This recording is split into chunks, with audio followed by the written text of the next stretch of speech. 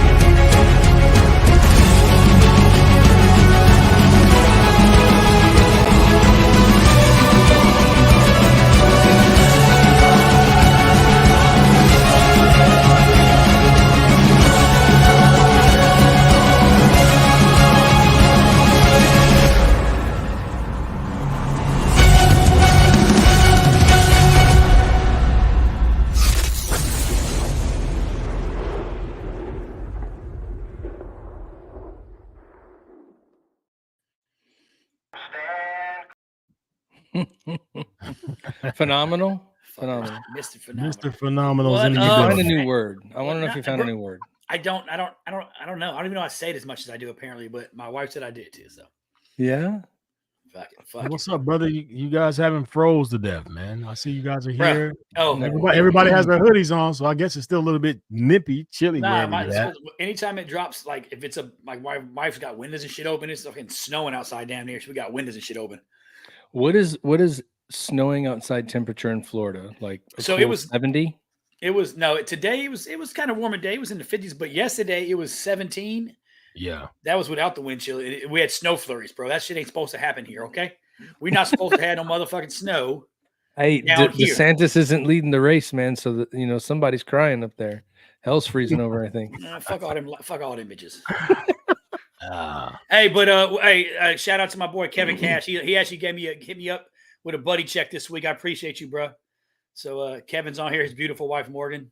He's not so beautiful, but he married up for sure. He must be really good at a couple things, or he got a lot of money, because like you see a picture of him and his wife, he looks like he rolled out of somebody's trailer park. You know what I'm saying? He was in the army, so I mean. So whatever, but he rolled out of some trailer park somewhere, and she looks like he I think he kidnapped her, bro. It's got to be one of those situations like you see on like Dateline NBC, where like he kidnapped her as like when she was young, and he's groomed her over the years, and she don't know no better. She got that shit. What's that shit called? Stockholm syndrome? No, bro, that sounds like the Love Boat. She fell off the boat. She got amnesia. Now she don't know who she is. Everything. He's lied to her for years. Like, we were in love. You don't remember? She's like, I guess so. Nah, see, the thing is, she'll blink got twice. a good heart, man. Women understand that money can only get you so far. Your car, the good looks, and all that.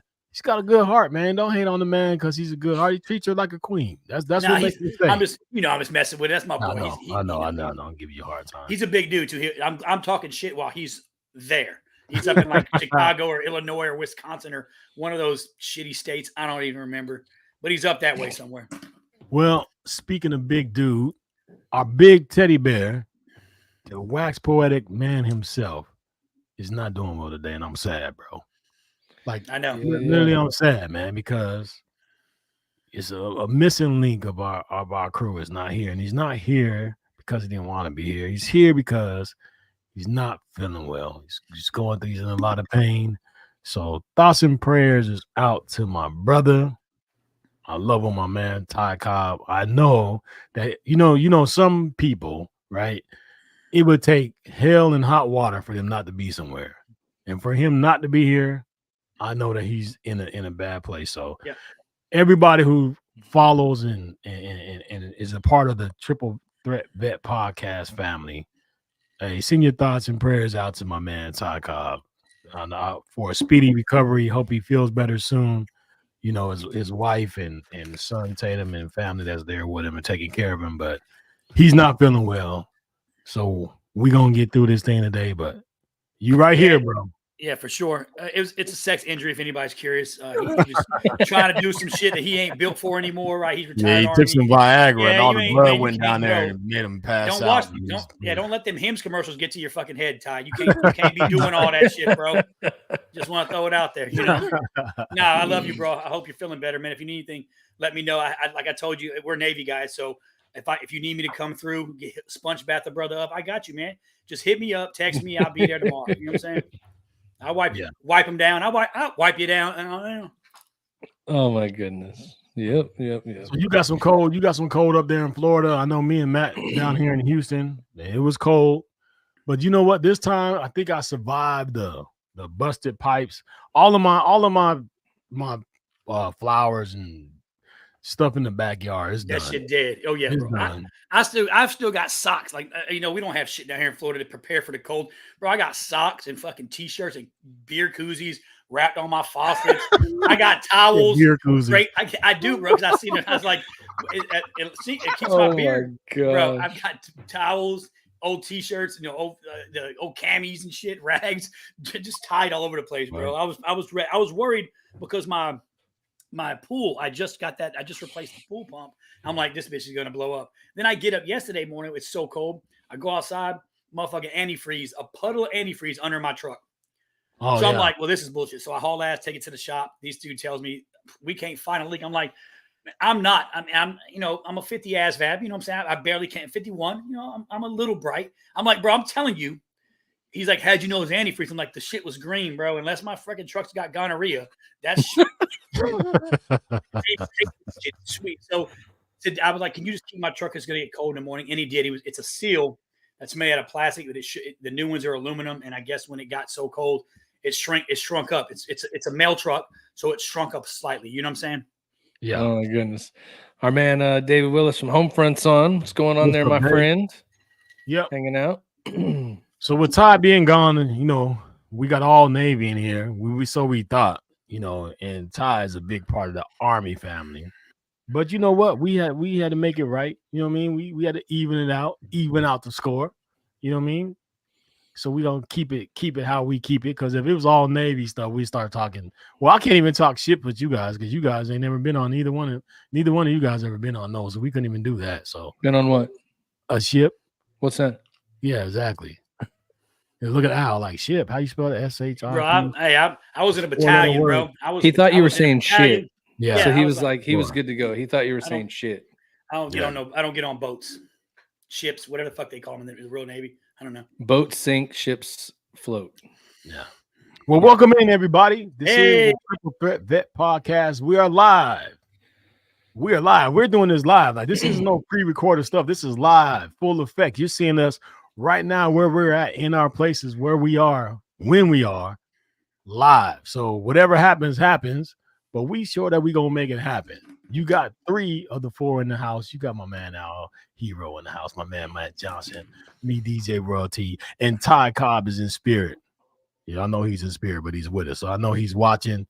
He's probably in pain, but he's watching. We love you, bro. Hey, look, exactly, Julie Willis, boats and hose. That's exactly boats and hose for sure. Hey, so we got a special guest coming in today. Yes, we do. Yeah. Well, remember you said this.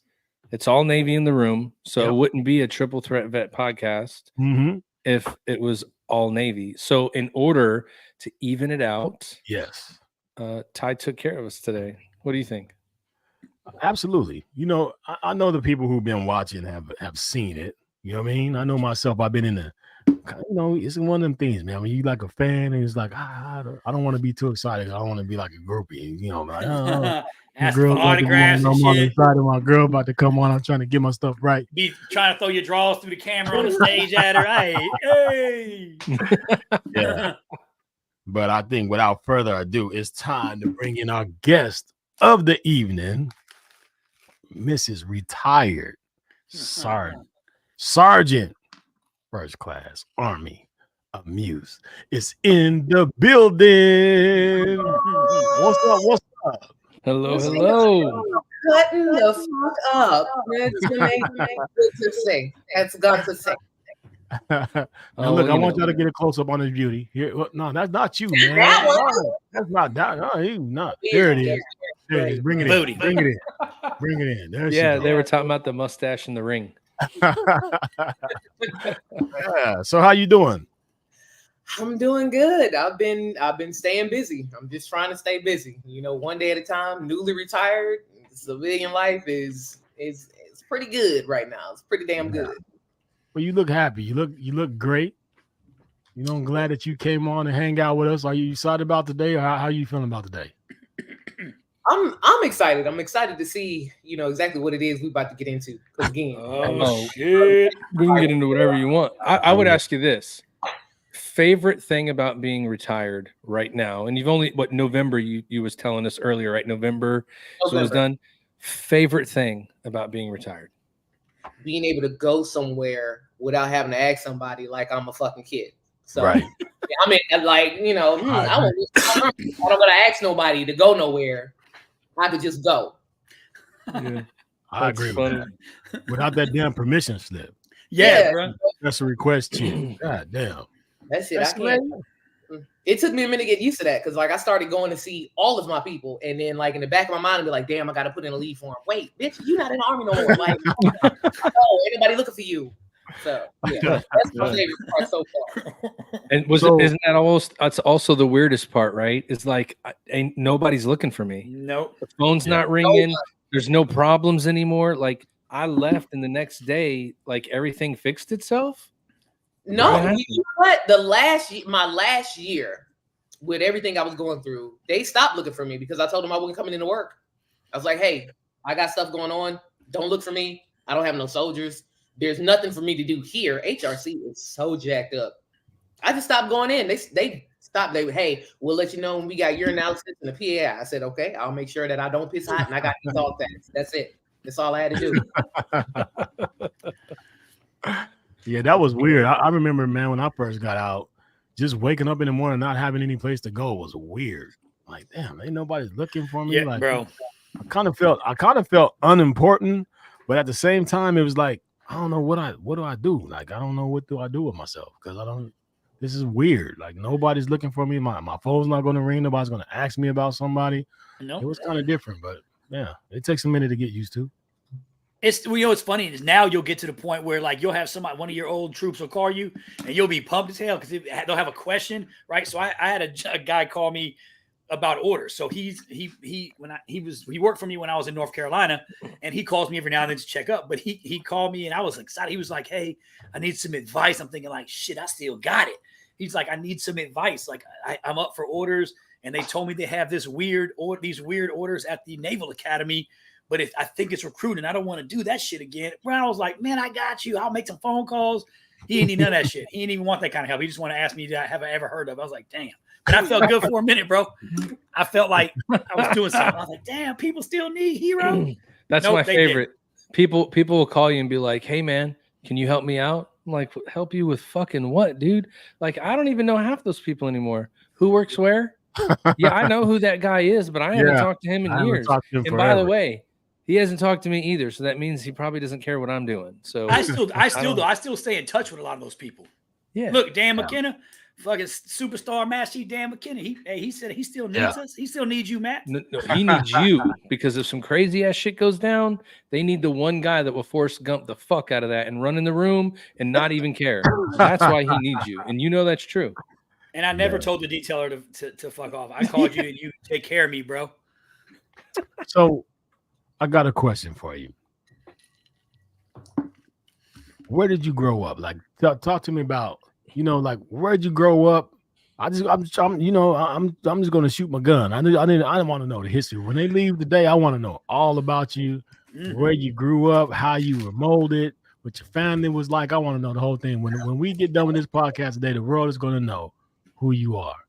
Okay. So, military brat, both my parents, they met in Fort Sill. So I was born in Fort Sill, Oklahoma. And then we moved to North Carolina. So the first place I remember living at is Rayford, North Carolina, which is in the vicinity of, what is it? What do they call it now? Camp Liberty, whatever. And then my mom got stationed in Germany. So we were in Germany for a little bit. And then we moved to Clarksville, Tennessee, which is my home of record for the military. Growing up, we were in the woods. We didn't know why we were in the woods. We was just out there trying not to die.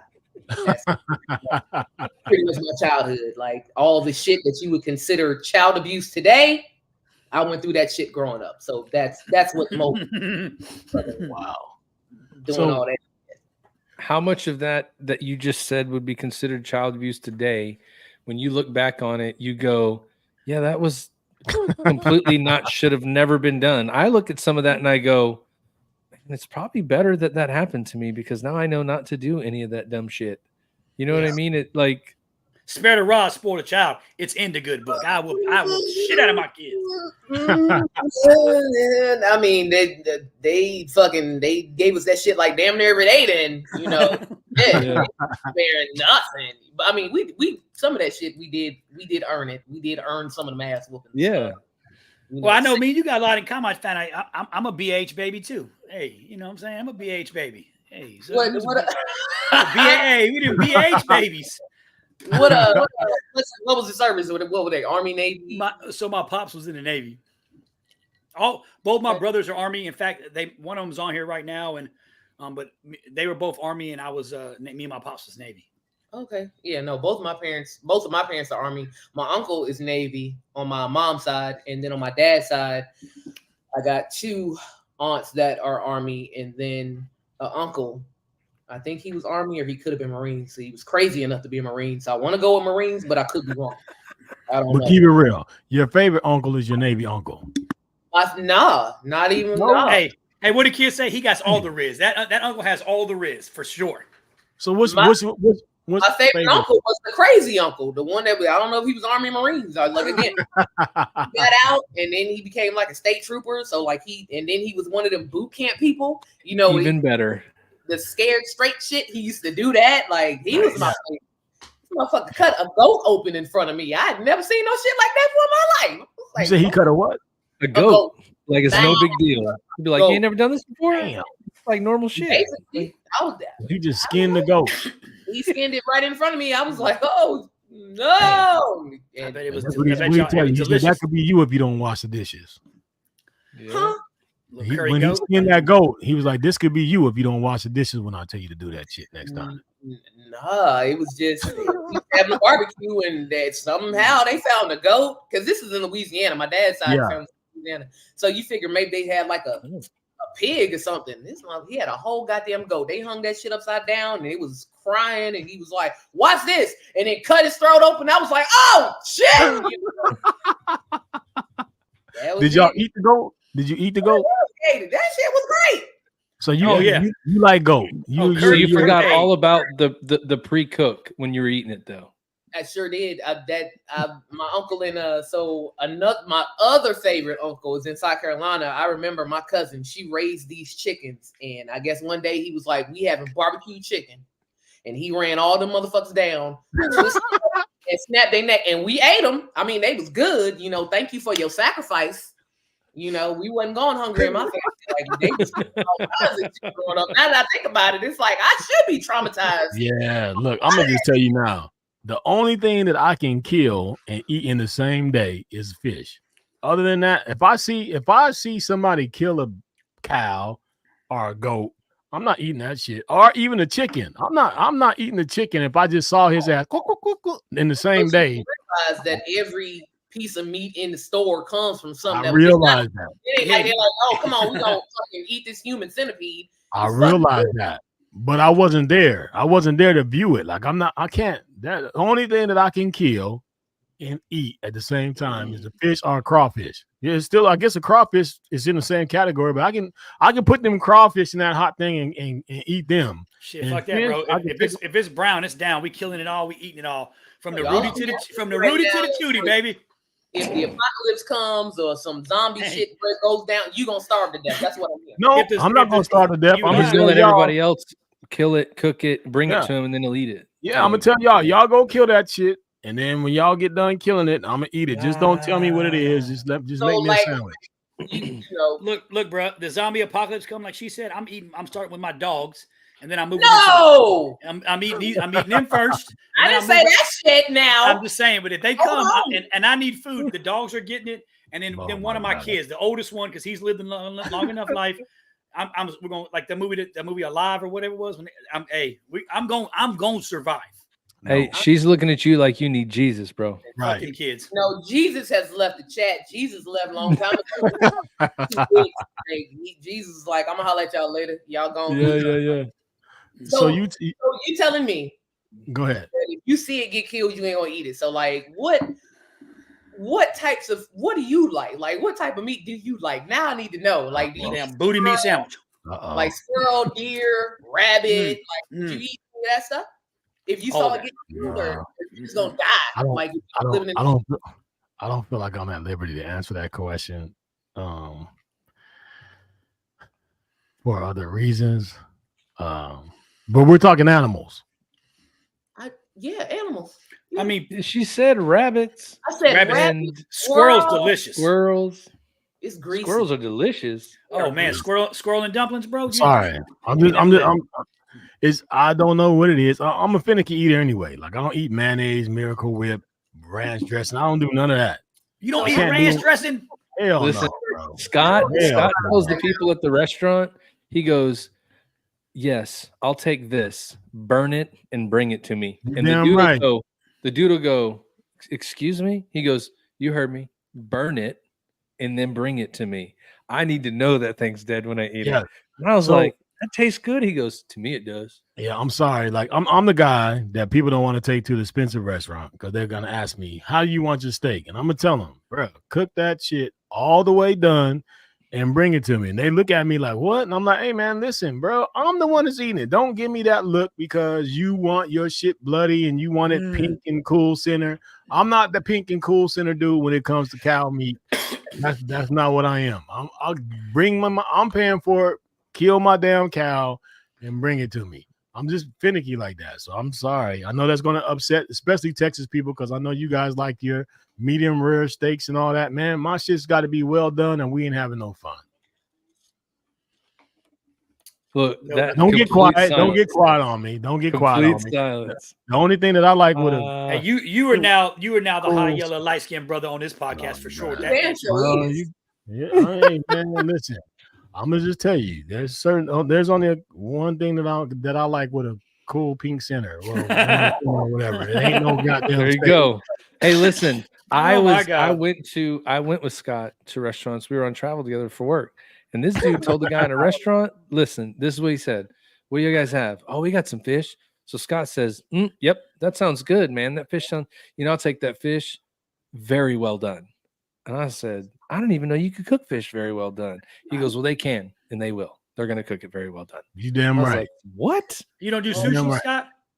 What? Hell no, dude. What? That's when you get worms, man. That's when you want to run around here with worms in your body and shit, eating that raw shit. I'm going to tell you something, man. Not raw, though. I was in Japan. It was delicious. No, fish is raw, and that stuff's good. So you don't eat sushi? Baby, I like it raw. I love sushi. I tried Scott it. is not gonna. He'll look at it in a picture. I tried it, man, but I gotta I can't look at it. I just gotta put it in my mouth and eat it, and then try not to concentrate too much on all the different textures that I'm tasting because then I'm gonna be like. So I just it's one of them things. But I have came a long way. My wife has got me to come a long way from what I was, So I have had sushi that I actually enjoy, but it's like it's a certain kind. I'm sorry. It's called that imitation mean crab meat that don't have to be sushi. cooked or killed. That's what you like. Yeah. But I don't want to get too far off, man, because I really want to know about you. So, you know, I like my steak medium rare. That's okay. You can eat yours medium rare. That's not gonna have anything to do. No, you know, that's a fact about me. You asking about me? I'm just giving you another fact. Okay. So when you say medium rare, what if a little bit of blood trickles down on your plate? Is it okay? That's not blood though. If they're cooking it right, it's juice. Juice. I don't want there you go. I don't want there you go. dry steak. Like I don't want to chew on the leather like I want the meat. If I wanted to chew on something, and I'd be you know, just give me the skin. Like, no. But yeah, that was one of the ways we was raised. My mom and then my dad, they were stationed in Korea, so we had to learn to eat. Oh, woo! Korea. Where in Korea? I don't know where they were. They didn't take us with them. Yeah, because I remember I was in Korea. I went to what's the one? No, camp. Casey? I don't remember the name. It was down South Korea. We had to go to that base one time. It was where it's where Dermo's at, right? Yeah, where Dermo's at. So you joined the Army eventually. So is that because you have a long line of family in the military, or what drew you to doing that? I did not want to go to school. I didn't want to go to elementary school. So I knew I was not. Now, mind you, I have a degree now because you needed the shit to get promoted. So they lied to me. But yeah, I wanted to get out of the house, and I didn't want to go to school. So I was like, well, what's the next move? Because of course my parents were like, well, you're not just gonna sit up in here and try to find yourself. And I joined in 2002 as a 74 Bravo back then. Now it's 25 Bravo information systems technician. And I just kept re-enlisting until I went in deaf, and now I'm here. Wow. Y'all hear that ching ching? You're here and selling stuff. Yeah, you hear me over. You hear me making them orders, making that money. Yeah, there you go. That's that Shopify. That's that Shopify bling right there. I love it. I love to hear it. What made you decide to join the military? I just told you I didn't want to go to school. I'm not lying about that. I did not want to go to school, and I feel like technically because my family was military, we kind of grew up in the military. Like when we went somewhere, we were 10 minutes prior. We didn't sleep in on the weekends. We had to wake up, we had to clean up, we had to get everything done before we could do what we wanted to do. So it wasn't really different. You know, of course, you got people screaming in your face in basic training, but the rest of it, it was all the same. It was like, okay, you better pay attention and do what they tell you to do and be where you're supposed to be when you're told to be there, or somebody's gonna fuck you up. Like that's how we grew up. So it wasn't. I knew it, you know. So it was an easy choice for me. Yeah. Wow. So that brings me to my next question I have for you. Okay. And that is being a female in the military, right? I just my own personal thought process is that you have different types, and I don't want to say 3 because it could possibly be more, right? But did you have to decide right away what type of personality you were going to portray when you were in? Did you feel like you had to go in and be tough? Did you feel like you had to go in and you were just going to try to just follow instruction and do what you had to do, stay behind the radar? Or did you know right off the top when you came into the Army, you was coming in there like, look, I'm not taking no shit. I'm about to be about it. Right. Okay. So no, when I first came in, I didn't know a damn thing. And the thing that they don't tell the females when they come in is, hey, you gonna be sexually harassed, like regardless of rank, damn, field, any of that shit. Like immediately, every duty station I've been to, I've been sexually harassed, assaulted at some, you know.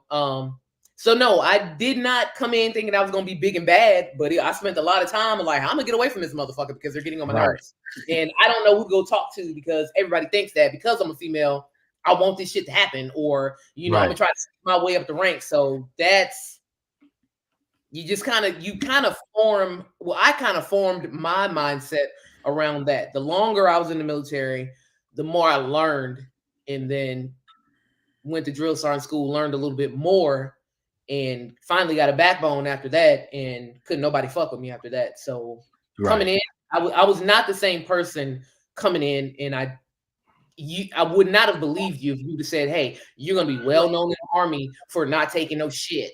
Right. You know? Right. I wouldn't have believed you. I'd have been like, "Nah," because I got too much bullshit going on right now. Like, yeah. You know what? I appreciate that, and you know what? I knew coming into this that if anybody was going to give me the real deal, it was going to be you. And this is going to go out to everybody who's watching, because you said something that's very important that I always in my mind thought, but you know, from a male perspective, it's just good to hear from a woman. You know, and like you said, when you came in and just talking about that, right? Because as a recruiter, I always felt the kind of way bringing females into the military, only because I knew the type of males that were in there. Not meaning that all of them were, but I knew what was there. Good number, yeah. Right. And without putting any names out there, could you give me like just even if you however the scenario went, give me an example of the type of things that the average woman would go in, that she would be facing going into the military. I had a master sergeant when I was in Iraq, and he would make all kinds of like sexual advances toward me. Like he would imitate giving, like, you know, eating pussy and all that stuff, right, in my direction. And like he would always wait until I was looking. So, you know, very uncomfortable. He was married. And the thing that fucked me up was he would do it around other NCOs. There was another male NCO that would see him do this shit and wouldn't say anything. So immediately I'm like, well, if he knows, then everybody must know. So I guess he's just gonna get away with it. Long story short, he got sent off and became a warrant, and I was just there looking stupid. My first duty station, one of the NCOs that came to pick me up, some females have, you get a feeling, not all of them, but I know I do. Like, you can tell if the situation's gonna go left just by like the fucking vibes in the goddamn room. Right. And immediately I got this vibe of, okay, he's about to be some shit, just off the way he was looking at me. And like for the first 3 months before we deployed, every day, and it's always a married motherfucker with a little dick. That's like, hey, let's do this. It's like, God damn, man. And it's everywhere, and it's constant. It really sucks being a female in the Army sometimes when it comes to that type of shit. It does. And that was something I was talking about, with other females that I've served with, and they were like, yeah, you're not telling any lies. Like, same shit happened to me. And it's like, well, what do you do? And everyone's like, oh, well, we have Sharp. Sharp is gonna, no, the fuck it ain't, because y'all ain't doing what the fuck y'all fucking do. You got proof, you got evidence, you got this shit on video. Old buddy's getting promoted and moved and all that shit, and the females being ridiculed. Oh, well, you wanted it. Oh, you shouldn't have worn it. I wear what the fuck I want to wear. Yeah. Right. What the fuck that got to do with it? So how do you feel about what you've seen here recently, that now they're changing it to where all of those cases of like sexual assault, sexual harassment, rape, all those things, they've made it to where now it's out of the military court hands, and it's actually going to get prosecuted outside of that. Happy about that shit. I shared it on my page because that's one of the issues right there. And when it comes to like Sharp and EO, it's not even that they're doing it on purpose. I don't think it's something that they would do on purpose, but you always have that one Sharp person that might be cool with the person that's being accused, and it's like, hey man, I just want to give you a heads up. Now you don't have that. You don't have a commander like, oh, but he's such a good soldier. Like, nah, bring in a person that's unbiased to figure out what's going on. I think that's one of the best things they could have fucking did. I'll fucking sign up for that job. Everybody going to prison. Yeah, I think that when you look at how a lot of that stuff goes, even doing EO in any part of the military, there's a couple different ways you go, right? EO was in the Navy a lot of times when I had to do that job. I found more often than not, the EO complaints I got were leadership issues.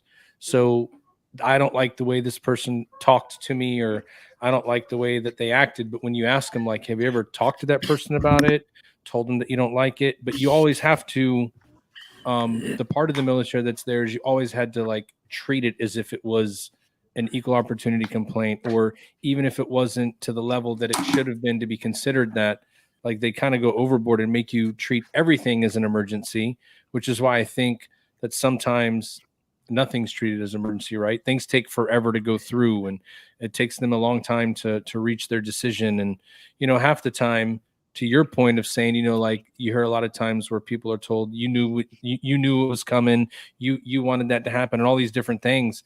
The thing that I didn't like the most about some of those programs in the military where I was at in the Navy is when someone would bring something up and they would say, like, let's say a young lady said this, you know, a man did something to her that was inappropriate, advanced on her, whatever. It was always like, we need to move her, right? Like, why? Like, what did that person do for you to say that you need to move her? Like, shouldn't we be like removing the problem? You know, but it was never really talked about. And I'm actually glad now too that they're going to take that outside of it, because now there's nowhere to hide. Or to your point of what you said, there's no more, he's a good guy. Like, who gives a shit? Good guys get in trouble all the time. Look at the news, you know? But I also think, you know, on the flip side, you know, with them removing it again, like if it's like a false report, like if that bitch come in, it's like, oh, he did this because her boyfriend found out that she was fucking around, arrest her ass. Correct. It's going to be even across the board, you know, because it happens to males too, you know? Yeah, it's funny you said, when I was at the schoolhouse here in Pensacola, we had a situation like that where our students went out. We give them a whole brief, like, don't be stupid, don't do this, don't do that. Well, and it's like you said, they had people that didn't say anything and didn't step in. Well, this young man and young woman go out and they're in the Uber, they're making out, they're at the club, they're making out. When they get back to the barracks and she comes to his room, they start messing around. Well, she's engaged, he's married. So she says, hey, he starts crying and gets upset. He's like, look, we don't have to. I'm going to, I'll walk you back to your room. Don't worry about it. Well, the next day, I guess her fiance or somebody finds out. So instead of telling the truth, she pretty much says, hey, put him on under the bus. And he was on legal hold while we investigated. I had to take him to NCIS. It was crazy. Legally for almost a year and a half at the schoolhouse. And finally, she came forward and said, I lied. I'm sorry. He never touched me. He was nothing but a gentleman. But by that time, he's late. I mean, he missed promotion. Like it was crazy. But nothing, like you said, nothing happened to her. And those are all one-offs. But yeah, I'm like you. Predators are always going to be predators. So if a male assaults a female in the military, that's his nature. I don't give a shit what you say. It was people say, oh, he made a mistake, and that's not his character. No, that's who the fuck he is. When you do shit like that, that's just who you are. You're going to do it again.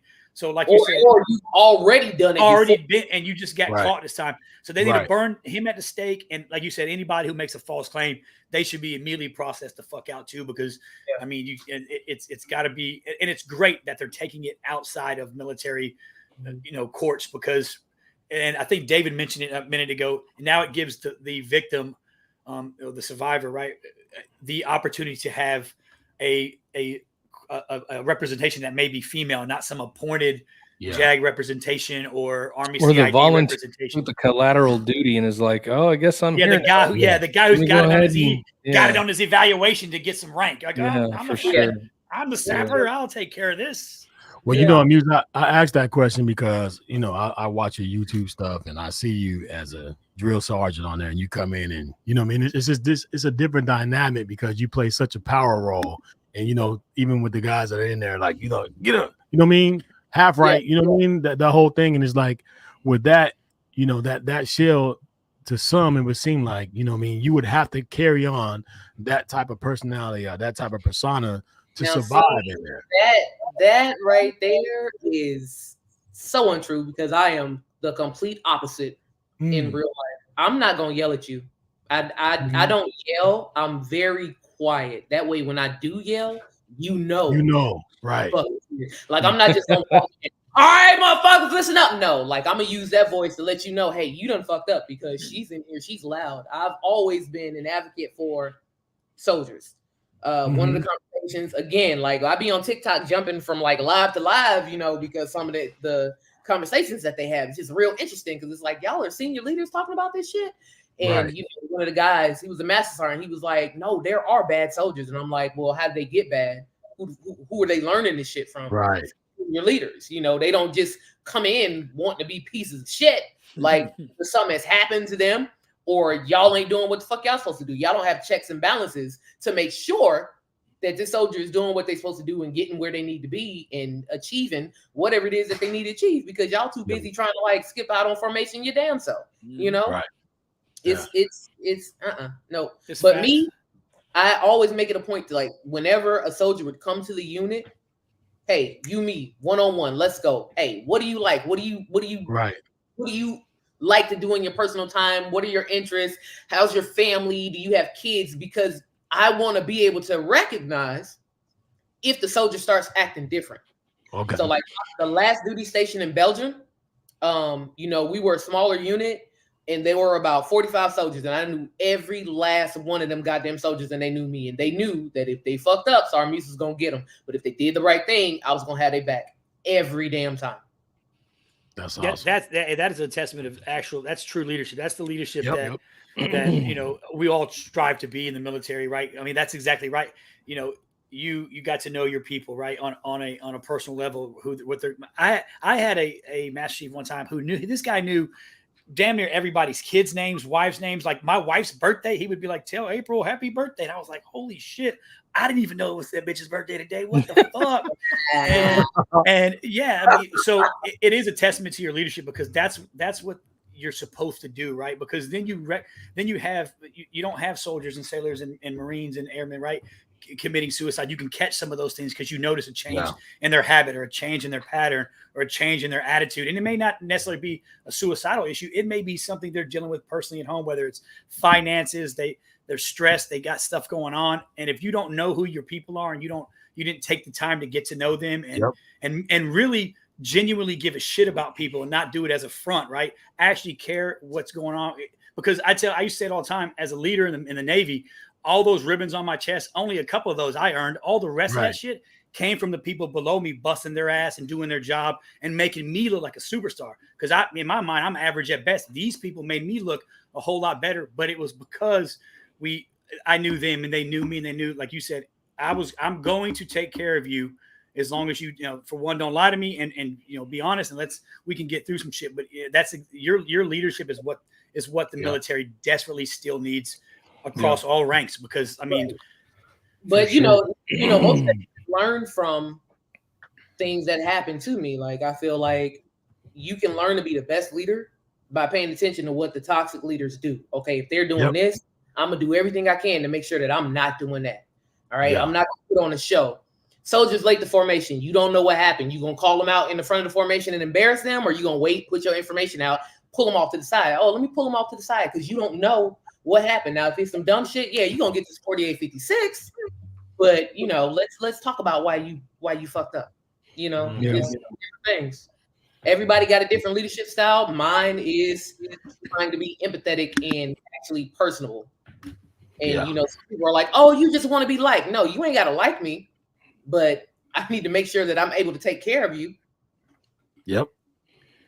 See, you know what? We moving right along. See, I knew in my mind, I knew this was gonna be awesome, and this is awesome. We are live in effect with Miss Amuse, and this is great, y'all. Hey, you know what I mean? we ain't going too far. Hey, my man Ty's in the building. Phenomenal. Man. My man's recovering from the sex injury, laying up in the couch, looking at it, texting from his phone. Yeah, so we just got into the weeds, ladies and gentlemen. We just got into the weeds. We're gonna take a second. We're gonna pay a couple of bills, and we're gonna come right back. But you are live in effect, y'all. With her, she is her. I'm just gonna let y'all know she's her. And she's sipping her coffee right now, but we're going to kill y'all softly as we pay these bills. But we're going to be right back, y'all, because we are live in effect. We're retired Sergeant First Class. Army Amuse is in the building with the Triple Threat Vet Podcast. Let's do it, y'all.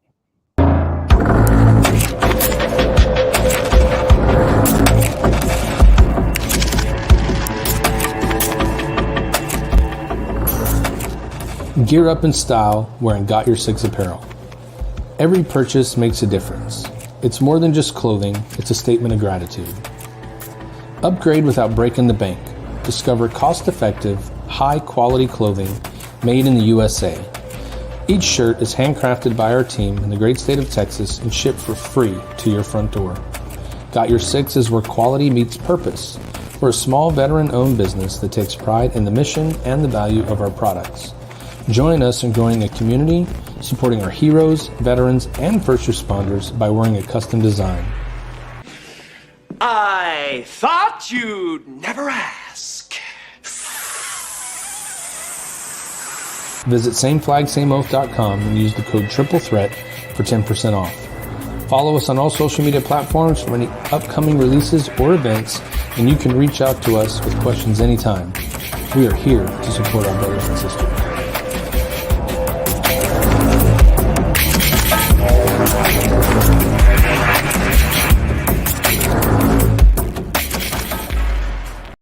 Get ready to groove to the electrifying sounds of DJ Royal T, the maestro of mixing who knows how to turn any event into an unforgettable dance sensation.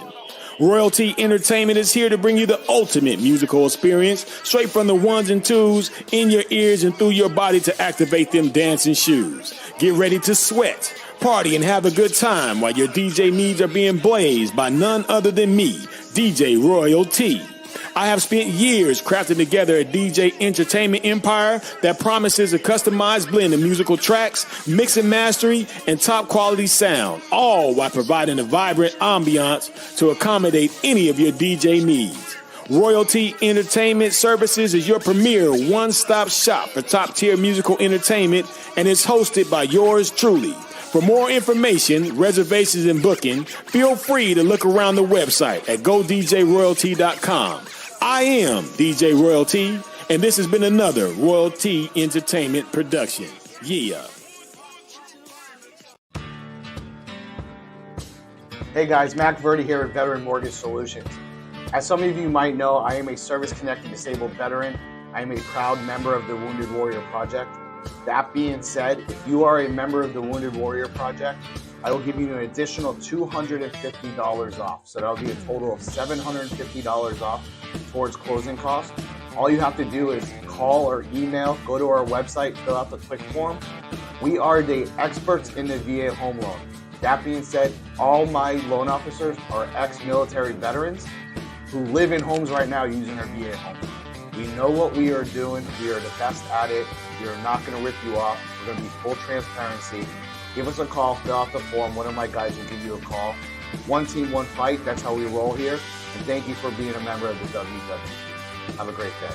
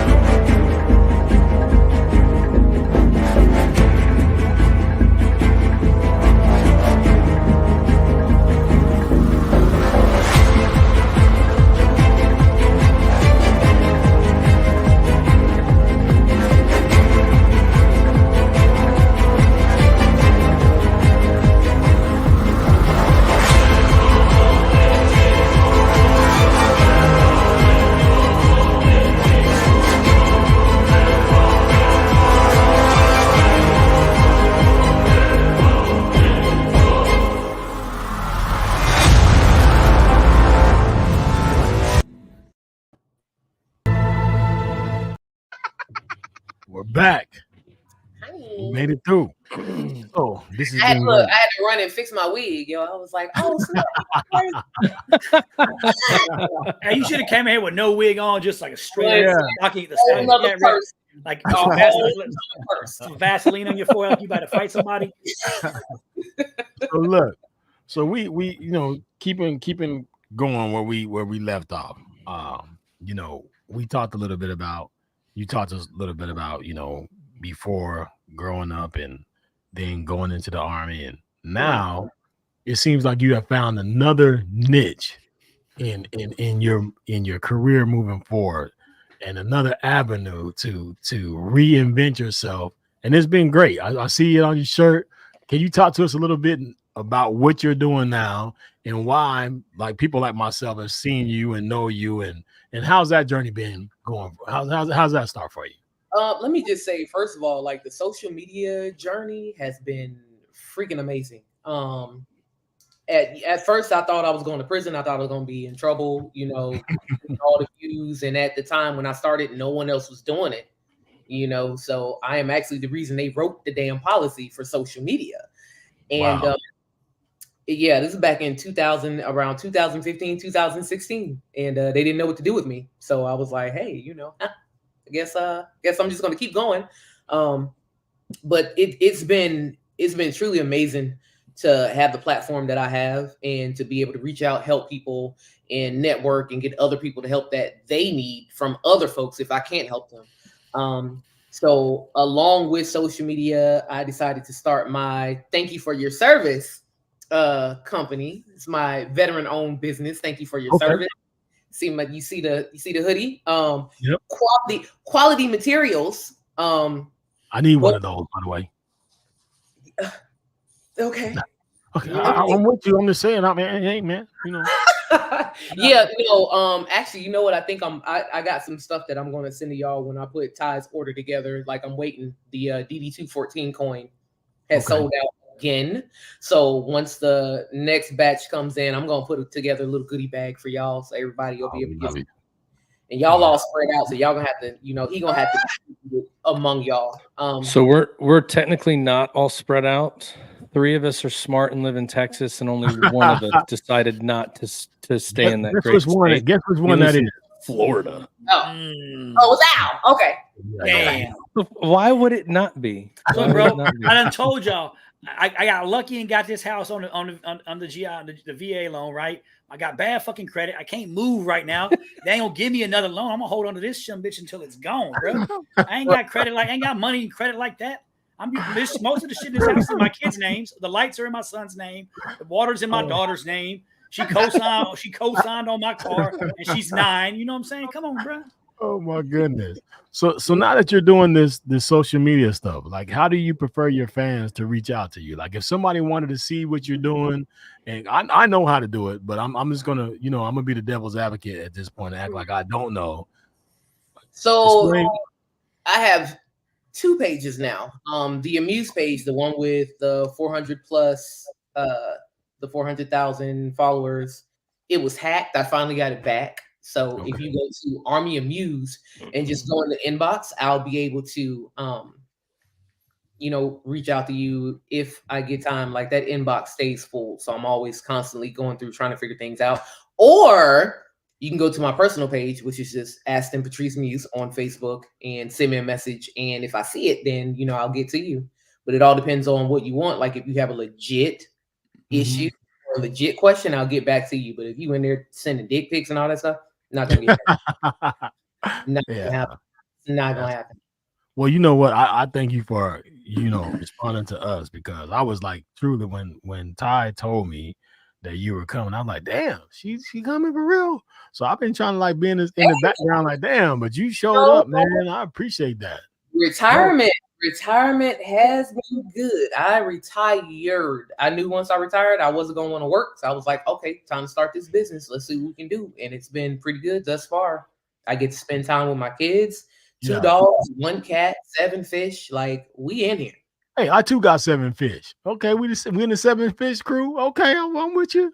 I too got 7 fish. I don't know why. How many turtles you got? I got 3 turtles. I got 3 turtles and 7 fish.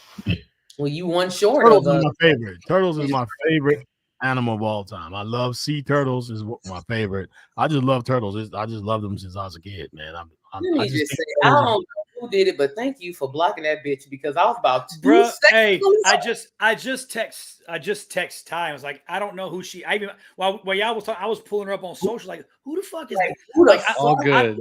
I don't want to be rude, but I was like, damn, bro, who the fuck? Look, I didn't want to say it out loud. I was like, I don't know. Maybe they just let everybody just say what they want to say here, because ain't nobody else saying it. Well, I couldn't tell. Like, at first, like, she was just making jokes, and then she, like, when Matt said something, she was like, he's fucking lying. And then you posted something about your Oh stuff my shooting. gosh. There he is. I just walked from my bedroom man. to here. It took me about 5 minutes, but hey, I'm gonna say this real quick, Amuse, so I don't start crying. I silenced Jeannie Wheeler, so that shit won't happen no more. But I love your comedy. I love Drew. I love Yusha. I love Josh. I love the everything I've seen you in. It helped me through a lot of stuff. I deployed 7 times. A lot of stuff built up. I'm usually a real quiet person, but I have met a lot of strong women in the NCO Corps, and I just wanted to say I appreciate you. So I got to jump off. I got to get back in bed. My wife is behind me. At least she's looking at you like, get your ass back in that bed. I shut down Jeannie Wheeler. I don't know. Who's the hot chick in the background? Is she? Hey, hot chick. Hey, bro, we love you, man. Get better. Love you guys. And I'm looking forward to that package.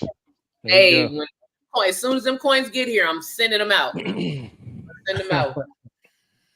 Yeah, that's crazy. You're always going to have some haters, man. I did have a question though. Like we should always move on from haters, but I do got a question. Hey, Matt, my wife just came around the corner and snatched my shit. And was like, "Who the fuck you talking about? Hot chick in the background? Who you talking to?" I'm like, "It was Scott. It was Ty's wife.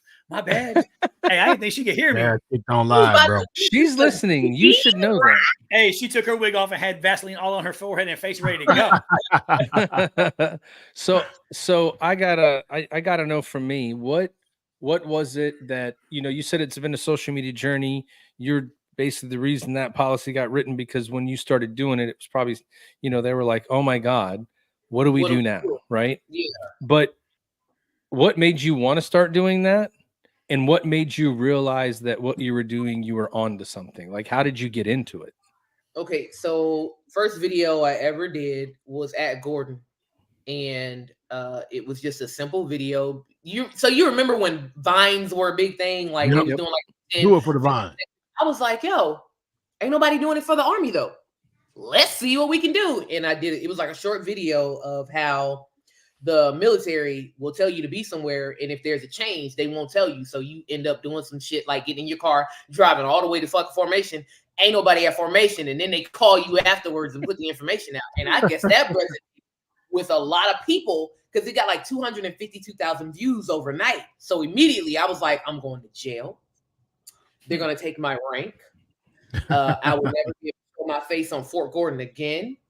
And nothing happened. I was like, okay, cool. I didn't do anything else the whole time I was at Gordon. And then I got to Belgium and I got bored. I was actually sent to Latvia on it was like a technical TDY thing. We had to go set up a network, and it took us one day to set the network up. So the rest of the time we were just sitting around. So I was like, okay, let me see if I could do another video and not get in trouble. And I ended up doing about 5. I did the waiting to be relieved from staff duty. I did the was the Swan video. That one was like a big one. And I did the when you don't have anything to do until 1700. That's when people want to give you shit. And it just I was out there with the Air Force guys, and I made the page. I made Amuse while I was out there on TDY just to see. And that first day I had 47,000 followers, right?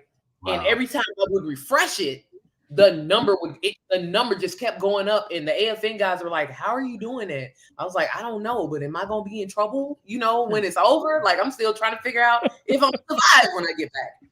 And I got back and everyone was like, oh my God, the videos you did, girl, they was on point. I love it. Everything's cool. I'm like, all right, great. So I just kept doing the videos. We had a unit inspection, and someone just happened to say, hey, Sar Muse is famous. She does like these little videos. And that's when I first met Yusha Thomas, and we did the old school drill sergeant video together. Mm-hmm. And I said vagina. Okay. Now I don't know what else I was supposed to call it. That is the medical. One of the people got offended, and oh my God, it was red carpet for days. Right. I'm like, okay, well, I guess it's over. And then someone was like, well, you know, it's only because she did the video with Yusha Thomas, but if you look at her video, she doesn't really curse like that. And the only reason I wasn't cussing is because my mama was looking at the videos. But when I got Yusha, I let it all hang out. I was like, yo, what the fuck? Bitches ain't shit, but hoes and tricks. It was fun, right? So they kind of just brushed it under the rug, and then they were like, okay, well, this is what you can and can't do. So then I ended up doing more videos, and then something else happened and ended up going on the red carpet. And my first sergeant at the time was like, this is bullshit. She's able to reach soldiers. She's able to do shit like a whole nother level. Like she's found something new. So they ended up reading me a local letter of reprimand, and then the full bird that was reading it to me ended up ripping it up. Now, this is after he called me everything but a child of God in that fucking office, right? Wow. I'm standing at attention. And if I'm mad, if I get mad, it takes me a minute to calm down. So I wouldn't even make eye contact. It was just straight up parade rest, because he was like, you don't have to stand at attention. So I was at parade rest, just looking over his head. And he's sitting down at his desk, and I'm just like, just breathe. And he's like, you know, let's move it over to the conference table. And I'm looking at my first sergeant and the commander like, what the fuck? And this motherfucker had the nerve to be like, maybe you can help us with our social media. Wow. And I was like, are you serious right now? Like, so it's not a good thing, but you want me to help you with y'all's page. Because around that time is when the unit started getting their little social media pages. And it was like, yeah, I mean, I can share your shit, but no one's going to look at it. But I didn't even say that. I stopped talking for like the rest of the meeting. So like he laid it out, and I just kept looking at my first sergeant commander like, can we please get out of here? Can we please get out of here? Like you're going to have to get me out of here, because I will walk away. Like you have to. And I've done that before. I'll get mad. I know I need to exit. Like if I don't exit, it's going to be some shit. And for a minute, I wanted to quit. It was like, oh, this is too much, because like you said, you get those haters, and I was getting hate mail. I was getting, you making the Army look stupid. And I'm like, no, the Army is making the Army look stupid. All I'm doing is pointing shit out and being honest about it. And then I started getting the messages of people who were deployed, like Ty, you know, they reach out, hey, you know, videos got me. And after seeing some of those, I was like, yeah, no, can't stop now. So I just kept going. And, you know, you realize what people are going through when you do shit like that. And then, you know, the whole cancer happened. And I was like, well, let me share this too, since, you know, I had to post it because they weren't helping me out initially. I had to post it on my platform. So let me go ahead and share that. And then I realized how many people had cancer. So now I'm giving advice on this. And hey, this is what to expect. This is what's going to happen with this. This is what it's going to look like. This is what you can tell your unit to get into the warrior, the WTB, WTU, and have your home as a duty station, so you don't have to go in to work because you got that one ignorant motherfucker that's like, hey, I know you got chemo tomorrow, but can you come in, like, just do shit, you know? Yeah. So that's why I kept going, because I had just it only took like one or two folks. It was more than that, but like after them first two, they was like, yo, you really got me through. Yeah, that was it. I was like, well, looks like I'm gonna keep doing these videos. And I've gotten in trouble a few more times, and it's like, okay, I mean, but what are you gonna do? Yeah. Well, I would like to take a moment though, just one, because you did good. I saw what you did there. You scooted right over it. Okay. I just want to say congratulations on winning that battle and being here to still continue to do the things that you're doing. And I say that after my family personally has experienced loss in our family with someone who was battling breast cancer. And so for my cousin and his wife Ari and their family, we're going to miss Robbie. We wish she was still here, but just remember the good memories you had with her. She was a law enforcement officer, and we're going to miss her. And then my daughter's best friend's sister is going through a battle right now. So to see someone that's come out of it, I hope that she can watch some of this if she's able to, and it'll bring her, you know, a little bit of a smile, right? To see that it's there. And I just want to say, you know, congratulations for winning your fight, and we're glad to see that you made it through. Thank you. Thank you so much. I appreciate it. Look, I don't like to do the piggyback thing, but I'm gonna piggyback on it because I feel like we can do 2 days with you talking about you, because And you know what? For the first time ever, I'm gonna use Al's word. You are a phenomenal lady. I'm just gonna say it, so I gotta hit myself with that. I gotta use that.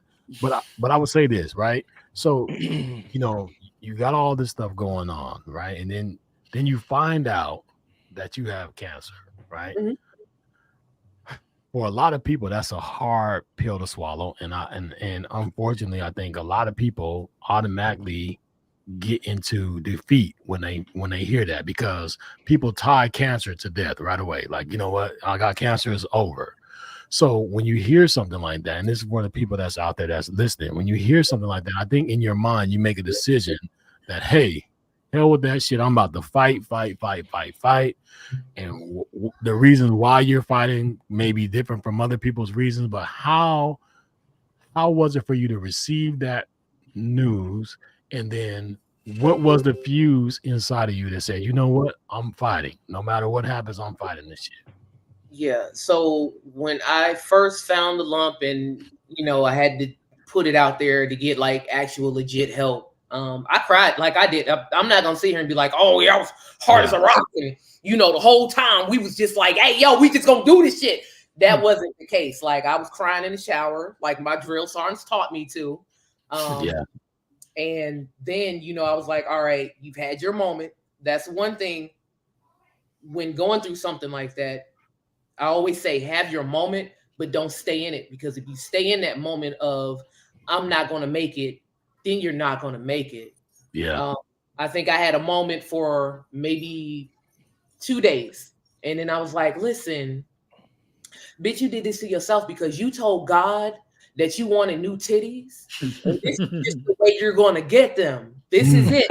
You tell him how you were going to get the new titties. You just told God, hey, I'm going to get new titties because these little shits that you gave me ain't working, And that was it for me. I was like, all right, new titties. We gonna do like fat grafting. They probably, we gonna get it working. And not only that, but at the time, I hadn't had my daughter yet. But I had my son. My son was this is almost 6 years ago now. So Davion had to be like 10, 11. You can't walk around, as a single mother. I wasn't married at the time. You can't walk around like, oh my God, and I got a 10-year-old that needs Legos. God damn it, I got to be alive to buy the fucking Legos. Who else is gonna do it? Do you know how much them fucking Legos cost, bro?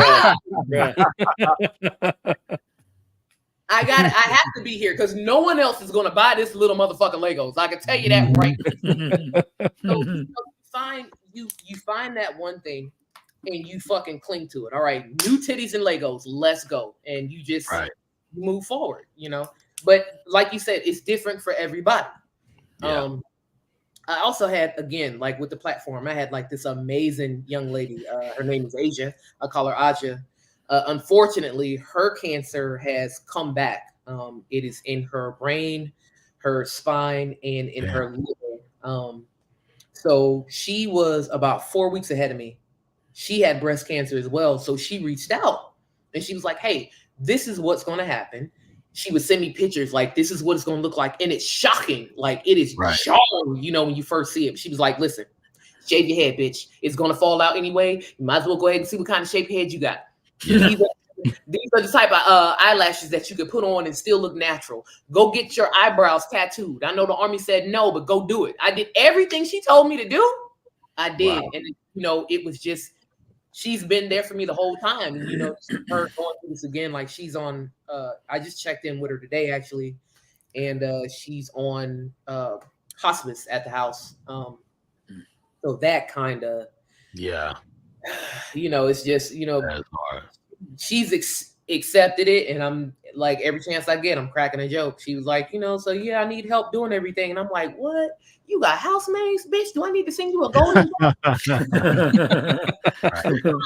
keep her spirits up like she did for me. Like she was basically the blueprint of, okay, when somebody got a question, like be open, like just be open with everything, So everybody finds that one thing that they hold on to. And my kids, that's it. Wow. That's amazing. Like, it's hard to follow up with that. You know what I mean? I mean, I had an incident. I stubbed my toe one time. That shit hurt so bad. I cried in the shower too. That shit. Hey, got me on that little pinky toe. My shit was, man, it bent all the way back. I couldn't even. I had to get a shoe profile for work. I couldn't even wear no boots. Shit was crazy. Lord. Look, I tried to tell you, Amuse. I told you this one right here is gonna be the one. Right? This is gonna. Thank you, Morgan. Say that real quick. Call me hey, when were you in Latvia? When were you in Latvia? When did I get to Belgium? Because it was like a month after I got there. When did I get there? 2015. Okay, yeah. Well, somebody here was. I just noticed they posted they were in Latvia in 2010, so I didn't know if he was saying y'all crossed paths. So no, it was after that. Yeah. So for everything that you've done to get you to the point you're at now, I know that you own a business and you're running things. I didn't want to work. I know you didn't want to work. I'm not going to ask you why you did it. Promise. Yeah. But what's next? What are you working on? What is coming into the future? Where do you hope to take it? What are the things that are important? I want to be in the PX. I want to be in the PX so everybody that fucking hates me can see my face. That's good goals right there. It's all in the PX. So everybody that's ever done some shit to me and they'll be like, "Oh my god, this bitch, she made." They gonna hate on your shit. Hey, yeah. They're gonna have your DD214 coin right next to the command coins. Right. So I do have my DD214 coin. Those are, I don't have one. I wanted to like hold one up for y'all so y'all can see what y'all were getting. Oh, I've seen them. Oh, you saw them? Yeah. So those are out. So I don't know if you guys saw this come up just now, and I don't know how you feel. Like you've been through a lot of shit in your life, right? So I know that not much makes you nervous, but somebody's already told me they're a little upset we haven't done this hot seat yet. No, she already knew it's already coming. You know, but before we even go there, I gotta just look. She's getting ready and prepped. She's like, I've been waiting for this for a while. Y'all just what took you so long? Yeah. So this is the thing. I don't know if you know, Amuse. Right now, today, you have another brother. Me and you family. So if you ever come to Houston, Texas, you get a hotel, I'm gonna have a whole problem with that. You coming? My aunt will whoop my ass if I come to Houston and get a hotel and or stay with you. Well, you better bring your auntie over here. You and your auntie coming over here. You and your auntie. So you better call your auntie and tell her, my brother Blake said, when we come to Houston, we going out there. You and your auntie can come. Cook you something. That means we can. Hey, just so you know, we ain't gonna let Scott cook you a steak. One of us will cook. No, I ain't gonna cook you no steak because he gonna burn the fuck out your shit. You don't want look, that. Man, I made some good gumbo though. Hey, I make good gumbo. Hey, shout out to we can have a gumbo. We all make good gumbo. Shout out to your girl Adrian Max on. There on she is. Hey, what's up, Adrian? How you doing? I'm sorry about the Philadelphia Eagles. My heart goes out. No, to you're you not. Stop it. No, you don't care. He doesn't. You don't have to lie. Don't lie. He doesn't care. All right, so here's what we're gonna do. We're gonna jump out. We're gonna let you and Scott go live on this hot seat.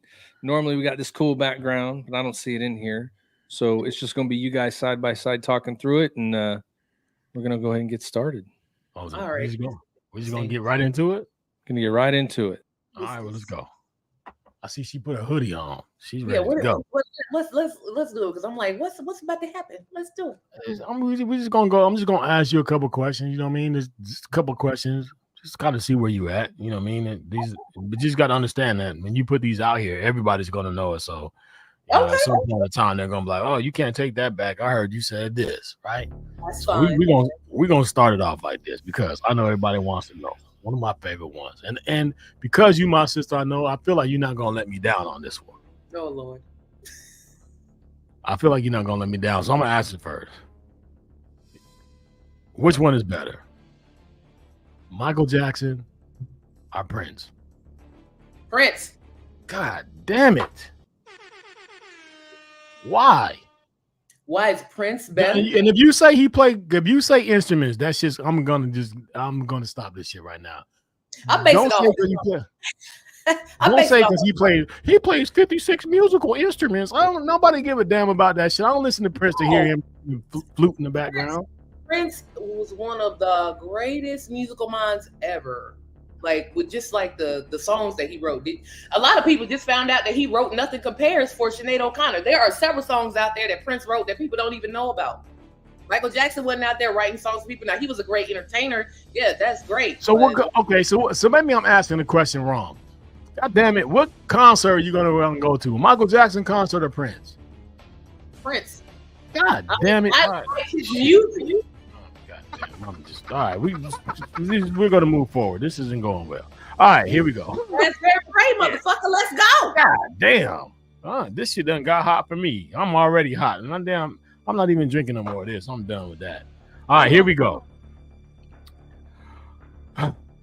Shit. All right, when it comes to dating, what is your biggest deal breaker? What's automatic deal breaker? Automatic deal breaker is if we sit there having a conversation and anything related to sex comes out of your mouth. That's the deal breaker. Okay. Got it.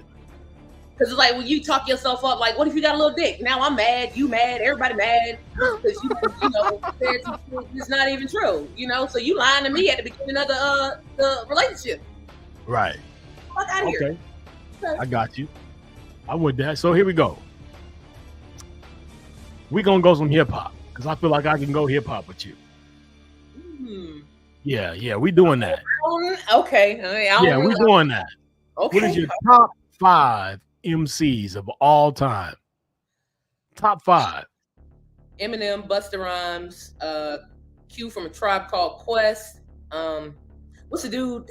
God, the rapper from God damn it, Andre 3000. Yep. Just Outkast. Period.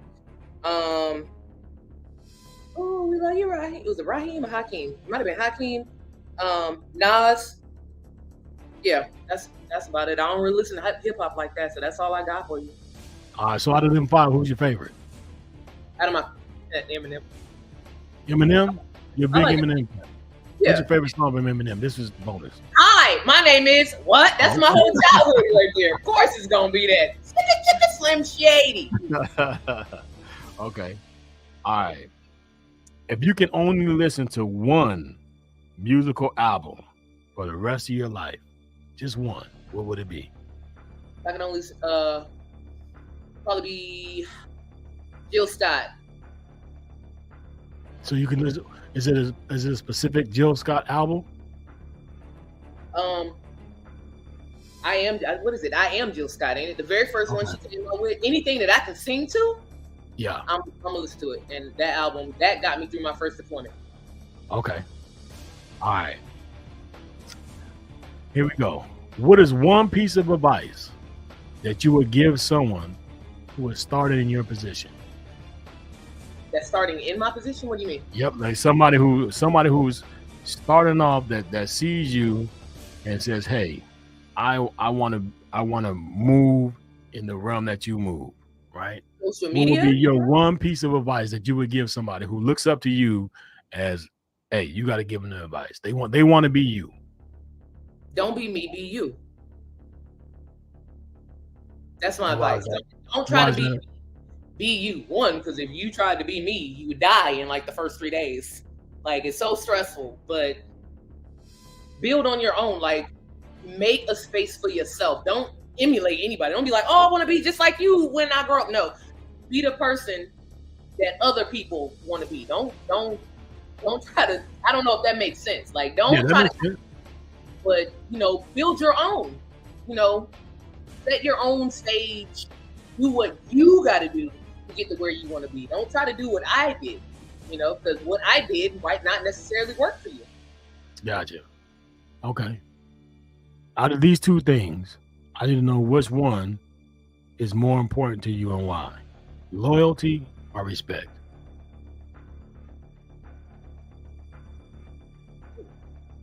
I mean, but can you have respect without loyalty? Because I feel like if you're going to betray me, then you didn't respect me in the first place. What kind of questions are these? I'm just saying. They're both equally important to me. But you can have one without the other one. I don't think you can. Someone can respect you, right? They can respect the fact that they know that you're going to get gangster with them, but they might not be loyal to you. Or somebody could be loyal to you and not, you know what I mean? There's a difference there. You can't be loyal to somebody and not respect them. That's just crazy. That's like, oh no. You can. Okay, well, if that's it, I'd rather have your respect. I'd rather have the. Yeah. Okay. So you would rather have somebody to respect you than to be loyal to you. Yeah. Okay. Gotcha. You ain't got to be loyal to me because I'm gonna take care of myself, but you will respect what I'm doing. Yeah. All right. In your time growing up, or from where you were from a child till now, what is the hardest thing that you had to endure? When I was little, I was in Orangeburg, and me and my cousin were racing bikes, and my grandma used to live in a trailer park, and my cousin was losing the race that we were having, and he took me off the bike, and I had a hole. Like, I don't know, like, it's faded over time, but this hole, it was like a complete hole. And I know you probably was thinking, she gonna say cancer. No, but I had to go to school with a whole bunch of badass kids, and they messed with me for, like, damn near the rest of my school career. Like, it looked like snot, and it was some of the worst times of my life. Having a hole in my face. I think I know that. I think I know the answer to this next question, but I'm going to ask it because it is what it is. Would you rather sneak out the window to get some ass or sneak out the window to kick some ass? I'll probably sneak out the window to kick some ass. I just want to hop out the window. Yeah, I knew I was right. I knew I was right in that one. I knew I was going to be right in that one. Okay. If you can bring one person back that you lost, if you can bring that one person back for an hour conversation, who would you bring back, and what would that 1 hour conversation be about? It got to be somebody I lost, because most of the people I lost was old, so they're going to be tired. They're not going to want to fucking talk to me. Anybody. Okay, anybody. If I could bring back anybody. Prince.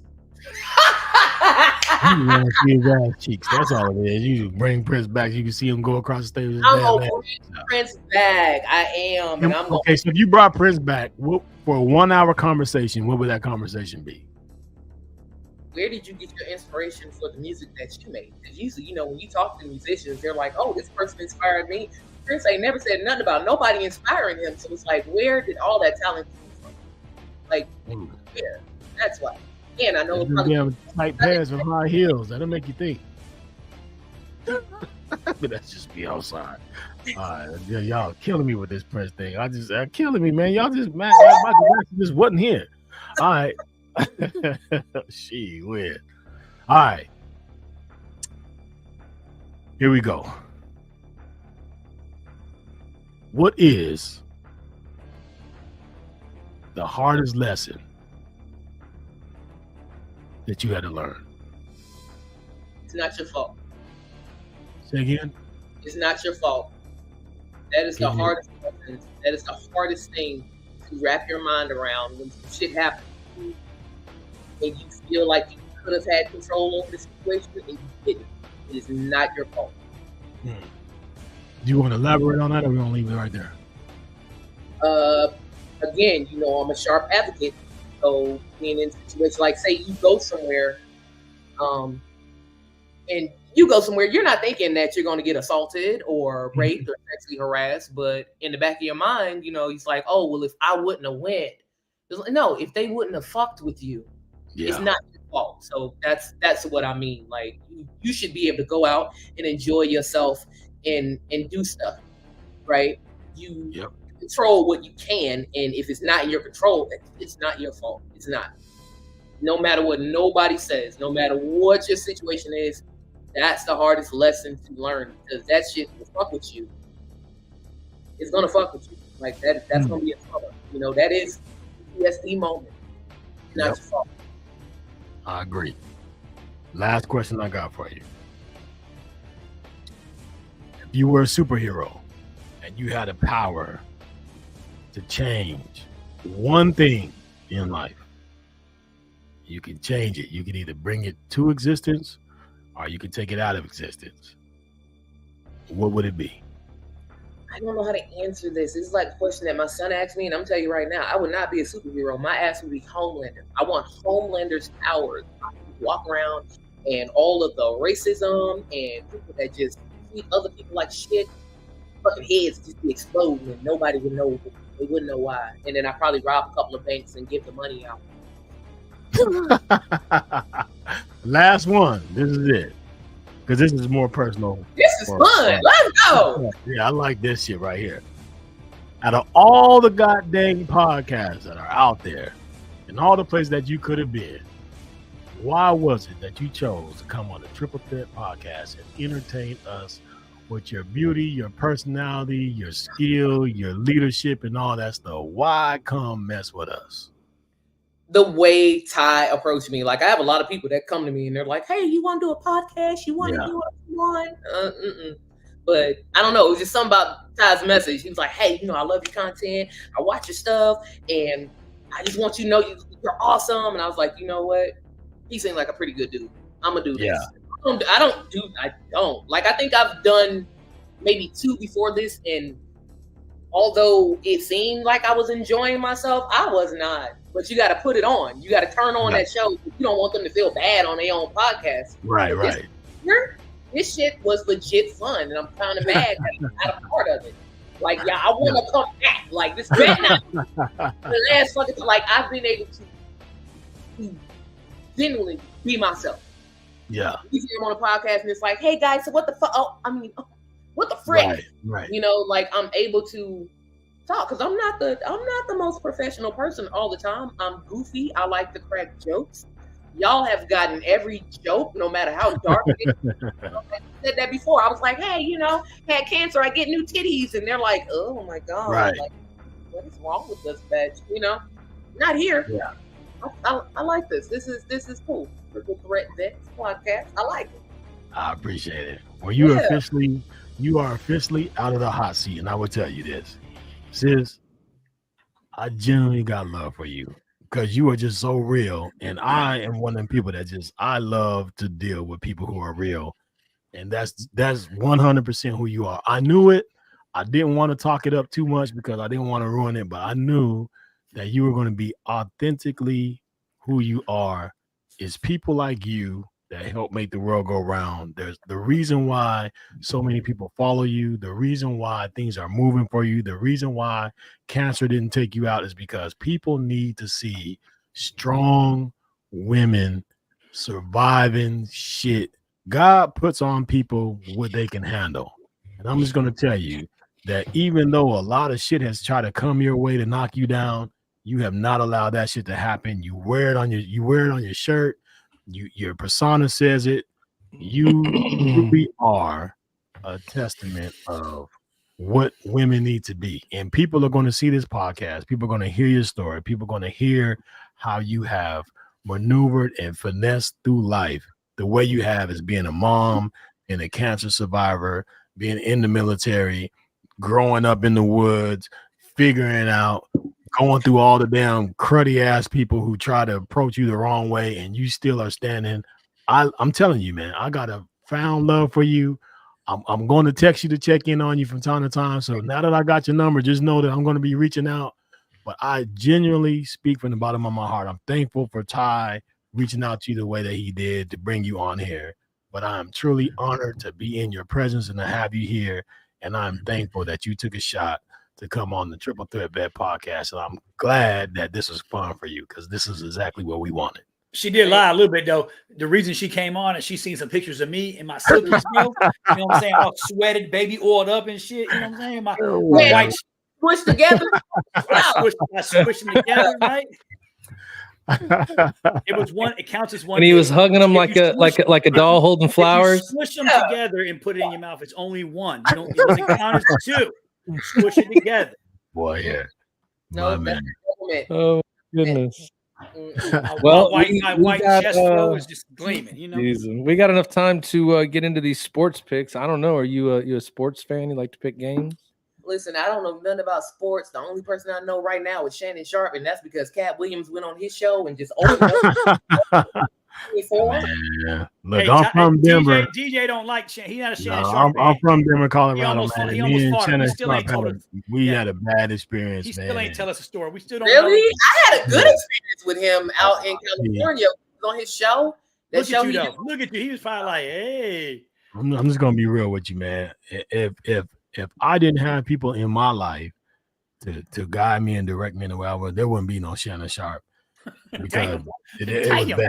No, I'm just being real with you. I met Shannon Sharp in his peak point when he was with the Broncos, and there was just an altercation that happened where I asked him for an autograph at a time that he didn't want nobody asking for an autograph, and he just went off on this tantrum in front of all these people at me, and it hurt my feelings because I was a super big fan. I'm a Denver Bronco fan, but the way that he came at me was so disrespectful and so wrong. So many I went to my car, man, and I was waiting for him to come outside the bar because I was going to do something with him. You know what? I kind of get it. Again, when I say I be trying to look at stuff from both ways. Yeah. I'm not NFL famous. I'm not football famous. I'm just a little Facebook famous. But there are moments like I could be in the middle taking the biggest bite of chicken, and somebody will come up behind me and just snap a picture, and I'm like, damn, got the grease, Popeye's grease rolling off your damn chin. Yeah, fingers tiny and shit. Maybe he was having a moment. Yeah, and I understand that, and that's why I say the thing of it is I understand now. And I have some friends that are in the NFL, the retired NFL, and they know him, and they tell me that it probably was just a bad time. Like I've sat down with Terrell Davis, I've talked to Steve Atwater, I've talked to people who know him, right? And it was just probably bad timing. But my thing is this: I didn't know it was bad timing, and I came to him and said, "Hey, Mr. Sharp," I didn't say, "Yo, man, give me this." I just say, "Hey, Mr. Sharp, I'm a huge fan." And he just went on this tangent, and I just felt so disrespected at the time. Like I was like, bro, my feelings was hurt. And because I was young and young mentality, and I felt like I had to upkeep a reputation. I felt like I needed to do something. Like I was like, you know what, you might be on football field every Sunday, but right now you embarrass me in front of all of my peers. So now we're gonna even out this playing ground a little bit. And he probably at this point never even I probably to him. He wouldn't know me if he saw me face to face. He wouldn't even know that he was that close to something happening. And that's just the way that the world is. But I'm thankful that the Lord didn't put me there and nothing happened. And I got respect for him. I love the way he's moving and what he's doing now. But sometimes I look at it and say, you know what? He was about one conversation away from not being here. But it's close. Catch an old-fashioned country ass whooping. You was just close. Stomp a mud hole in him and walk him dry. I understand. He's a whisperer. I'm getting him the shirt. I already told you. I found it. Let's get into the sports thing. I'll keep this around. So I already know, Ty, you're gonna have to go ahead and put your picks in there, but do it after we do ours, because Al's gonna cheat off of you, because that's how it works. Fuck you. It ain't cheating. It ain't cheating if you win. A lot of people say that, Al. Then they go to jail later in life, but it's okay. So here's what we got. We've got Eagles, Bucks, Texans, Ravens, Packers, Niners, and Bucks, Lions. I don't know what the records were last week, and I don't care because mine sucked. Y'all might have been good, but I was. No, I was 3. I went 3-3. I was not. I don't even know. I don't know how it was either. I started off good, but it kind of got bad. Yeah, I think Ty probably went undefeated because I don't know why, but maybe Dusty gives him the good picks and gives you the bad ones. You know what I mean? Yeah. Oh no. Well, hold on. I see some stuff happening in the background here. Ty, your wife's gonna whoop you. I see him down there doing shit. Hey, your wife's about to cut you, bro. You better take your ass to bed. You better go take your edible and lay down, homie. Yeah, flipping. Hey, while we got a moment while Ty is doing that, I want to send a special shout out to everybody who is watching on Facebook, everybody who's watching on YouTube, the people who are watching on Twitch, the people who listen to us on Spotify and all the other platforms. We are live in effect. I'm talking about we're live with Miss Muse, and this has been great. She's magnificent. If you guys haven't looked on YouTube and followed her or seen her work, I tell you to do it now so that you know who we are in the room with. We are in the room with some the true presence of greatness. Phenomenal. Phenomenal. There you go. Hey. All right, so here we go. Also, before you start, real quick, too, don't forget, we didn't mention it in this podcast, but prayers out to the family of those 2 SEALs that have not been found yet. Prayers for my brothers and their families, right? Make sure you're saying when you lay your head to your pillow at night, pray to whatever you pray to, but definitely pray for their families, because those warriors, support and defend the Constitution, of this great nation, and they may not ever come home, right? So make sure you say a prayer for their families for sure. Yeah. And while we're sending out prayers, it's been super cold out. And pray for my toe. That shit hurt like a motherfucker. And for those who are out there who you don't understand the value of a blanket until it's cold outside and you don't have one. For all those people who are out there freezing that they don't have a place to call home. May your thoughts and prayers be out to those that they survived through this cold time. And if you have anything that you can give, I would just tell you, it goes to a good cause. Those old socks, shoes, pants, whatever you have that you don't use, there's somebody out there who would need those. So my thoughts and prayers are out to all those who are out there with no place to go in this cold time. Yeah, and the delivery guys, because my Viagra order is lacking short. It's supposed to have been here. It's supposed to have been here yesterday, and that shit ain't here. So I'm gonna need prayers for that shit, bro. Shit is not. Shit is half mast right now. I'm at half mast. Shit is not. Everybody who has to listen to Al, my thoughts and prayers. I know, right? What are we gonna do though? What are you gonna do? Right. So I'm trying to figure out how to do this thing the way Ty does it. So let's just go into the pick'em. Here we go. Right. I'm sure he's going to hook it up here in a minute, but boom. So here we go. So I got who got Houston right? I picked that right. Didn't. I did not. I picked my I Browns. picked that one right. I got the Kansas City game right, so I'm 1-1. I got that one wrong. I got Buffalo right, so I was 2-1. I missed that one. Shit, I got Green Bay right. 3-1. I got that one right too. I got Detroit wrong. Yeah, thanks, Ty. Damn, Ty, how are you always winning, man? I know, bro. Like he's damn. And look at Robert Rocha down there. Him and Ty got together and did their picks earlier in the day. That's why they both went 4-2. Always winning, man. So us three, that's what. That's why us three were here, because we're 3-3. So Ty was the 4-2 guy. That's why he's out. Hey, those are good numbers, bro. 3-3 is nothing to laugh at. If you was in your young Navy days, you went into a bar and you hollered at 6 women and only 3 gave you their number. Those are good. Those are good averages, bro. I'm just being, or dudes. It doesn't matter, girls or dudes. Whoever you holler at, if you lead a bar with 3 numbers, that's a good night. Man. Oh my gosh. Yeah. All right, so here we go. We're narrowing it down. So, Al, let's go. You already see it there. Ty's going Ravens, Niners, Lions, Chiefs. Okay. I'll go next if you want. So am I going? You say me? It doesn't matter. Okay, cool. I'll go. I'm going fuck, man. I'm gonna go Houston.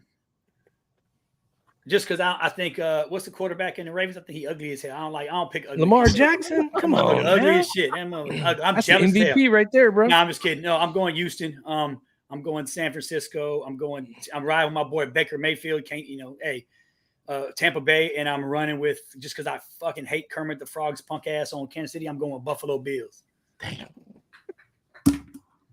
I'm gonna go ahead. I'm gonna go ahead and pass it. I'm gonna go ahead and give it to Amuse. What you think?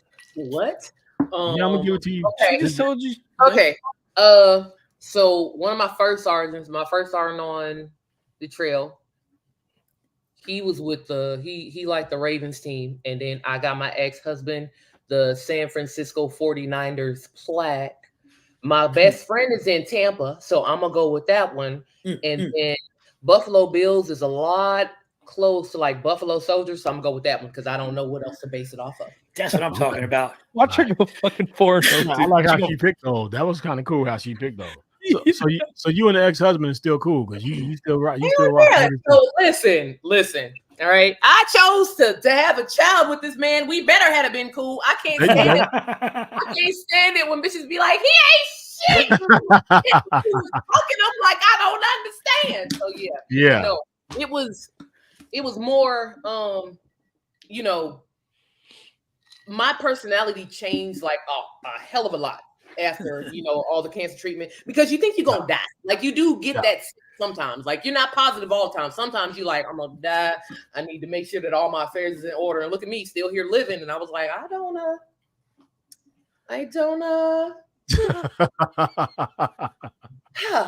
this. But we were friends before, So we're like really good. And we get a break. So like we have 50-50 custody of our daughter. He had her this week. Now I get her tomorrow. And not to sound like a bad mom, but I'll be looking forward to my weeks off. I'm about to be 40 this month. Like I had no fucking business having a baby, You know, she about to be 2. I'm gonna be in my 60s, and she's still gonna be in this goddamn house. All right, I'm 4 years away from my son being out the house, and you know, I went and fucked up, and you know, we can't say, "Hey, babe, you were an accident," because we had to literally do IVF and fill out fucking paperwork. So we can't never say that we didn't want her. You know? Yeah. We are super close. Like if you were around us, you would not know that we had been together and that we just didn't make it because we don't act any different. You know, I still get along with his family. He still gets along with my family. That's Yo, come and get her. My knees hurt. Come and get your kid. He's younger than me. You know? So there you go. I sound like that. That's little cradle robbing going. I like that. That's what I'm talking about. Hey, yeah. Just trolling the high school parking lot. Like, what's up, baby? You want this PS5? Come on.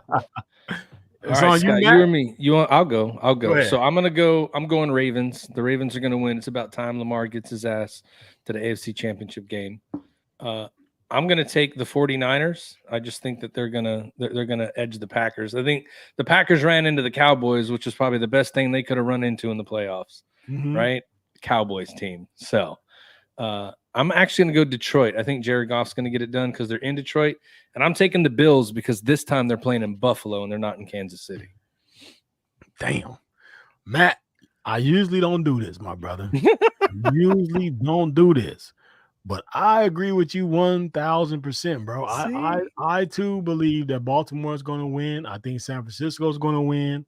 I think Detroit's going to win, and I think Buffalo's going to win. And for the first time right side in podcast career, I'm going all right. Normally I go left, so hopefully if I go all right, I'm all the way right this time. So I'm going all right. That's what I'm talking about. Hey, have right. There you go. Have right. Yeah. It might work for you, too. Man. Yeah. Well, we bring it all back in because do we have anything else that we have? No, I think that's it. I mean, I know that as always, you know, we can look and, you know, there's a lot of things that are going on with the nonprofit friends we have. You know, we got the Project Zero. They have their schedule for next year is out. If you're looking to get involved with something, check them out, go to their website, see what things that they have to offer. Their calendar is up here on the screen now. If you just go to their website, remember the only requirement, veteran or first responder, send a message and then they'll reach out to you, and you can definitely just get involved. It's great. They take care of everything. So go check that out. Just stay in touch, like us, follow us, subscribe on YouTube. You get those notifications when our guests are coming on and we're going live, and we appreciate all the following. But I did want to go through one thing real quick before we get to the end. So our man that we know, Scott, really well, Mr. Tim Finnan, is in the room today. And I just want to tell you guys that I had the honor and the privilege to go downtown Houston yesterday and go into the art, like to the museum district down there. I saw that. And there's a program called Creative Vets here in Houston. And I got to go see my man Tim Finnan's photo work that he did in that program. Not photos. They took photos with like a legit camera with film, stand in the dark room and do the exposure and develop it. And they taught them how to take all these different kind of pictures from different angles. And we got to see a whole bunch of other art, like clay pieces and sculptures that veterans have done. And the cool part about this place is that they are going to keep, this is the second year they've done it, but last year and then now going into this year, all of that artwork is going to stay on display in that atrium for the whole year. So you get to see everything that they did. And on the wall in that exhibit area, they have all the names of the veterans that went through the program. There's a paragraph about them. And I just want to say I was like extremely proud to see the work that Tim put into that and knowing the stuff that, knowing the stuff that we all have to go through when we get out and knowing what it takes sometimes to get the help that you need or get to the place you want to be. I can definitely see Tim as out there being creative again, doing the things that he likes to do. And I was just extremely proud and honored to see what he was doing there. And, just a big shout out to everybody out there that, needs help or is helping veterans. But it was good to see. So I just wanted to recognize Tim on here today. Tell you, I think you're doing an amazing job, brother. You keep doing what you're doing and keep advocating for everybody. So Yes, sir. Shouts out to my brother Tim Finnan. Yeah. You know, David Willis was in that program, but he was in the Marine Corps, and that motherfucker kept eating all the crayons and shit. So they kicked his fucking ass out. That dude, Oh, look, y'all have no idea. Wait till you see the shirt we got coming up for David Willis. That one's going to be legit. Maybe I'll show you guys on the podcast next week. So that to new my home sister, front sit rep joint. To my new sister, I like to say that because whenever I got new family, it just makes me feel good. Look, this is not gonna be the last time you hear from me, sis. I'm just telling you right now. So just know, you can be like, why Blake keep on hitting me? Because that's what I do. I'm gonna check in. As long as you send it text, I'm an introverted extrovert. Yep. I'll watch that phone ring and then text you and be like, I'm with you. I'm with you. So is there anything or anybody or any last thing that you want to say to the listening crowd that's out there that you haven't been able to say? Because we've been kind of like pushing the agenda, but I want you to go ahead and give your spiel and say whatever you want to say out there while you have a few minutes. Hi everybody. Listen, the Army is good and bad. Everybody's experience is their own experience. Just take what you can from it, learn from it. Always seek out the positive. And again, have your moment where you fall down, but make sure you get back up in a timely manner. And that's pretty much it. Also, like if you hit the halfway point in your military career, just go on and finish that shit. I've always wanted to say that. Like if you stay in the barracks, they're pulling money out of your check to eat at the DFAC. Eat at the DFAC. All right. What else? What else do I wish somebody would have told me? Save your money. Like save half your check. Don't be trying to keep up with people. Don't get a Charger or a Camaro or anything brand new. Go find you a used car, usually 4 to 5 years old. If you can find something with less than 80,000 miles, great. Yeah, you don't need an 80-inch television in your barracks room. That's